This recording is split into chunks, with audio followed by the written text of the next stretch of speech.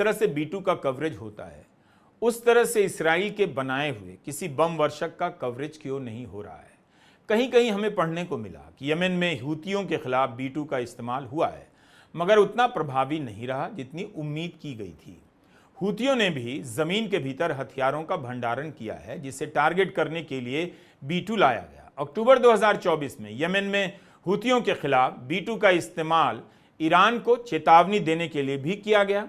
Yemen के पहले Afghanistan, Kosovo और इराक में भी इसका इस्तेमाल हो चुका है। अमेरिका के पास प्रभावशाली हथियार तो हैं, इसमें कोई दो राय नहीं, लेकिन यह नहीं समझना चाहिए कि दूसरे देशों के पास उसका काउंटर नहीं है। यूक्रेन युद्ध के समय M982 एक्सकैलिबर तोपों का महिमा मंडन शुरू हो गया। कहा जाने लगा कि यूक्रेन रूस पर बढ़त बना लेगा।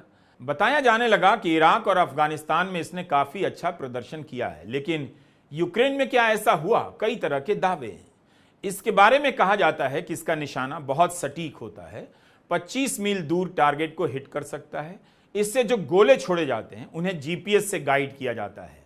पहले से तय होता है कि टारगेट कहां गिरेगा, गोले हवा में फटेंगे या जमीन पर, यह भी फिक्स किया जा सकता है।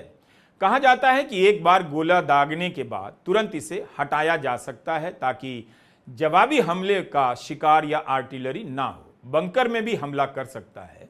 बहुत सारे दावे किए गए कि यूक्रेन इस तोप के कारण रूस पर भारी पड़ जाएगा, लेकिन रूस के जैमिंग सिस्टम ने इसके प्रभाव को काफी कम कर दिया, ऐसी रिपोर्ट पढ़ने को मिली है।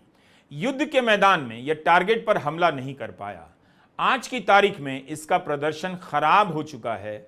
अमेरिका ने अब यूक्रेन को इसकी डिलीवरी बंद कर दी है। इसे लेकर वॉशिंगटन पोस्ट की रिपोर्ट आप भी पढ़ सकते हैं।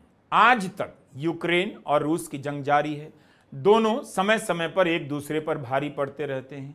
3 साल गुजर गए, लेकिन अमेरिकी हथियारों के दम पर और डॉलर के दम पर यूक्रेन एक ही बार में रूस को काबू नहीं कर सका।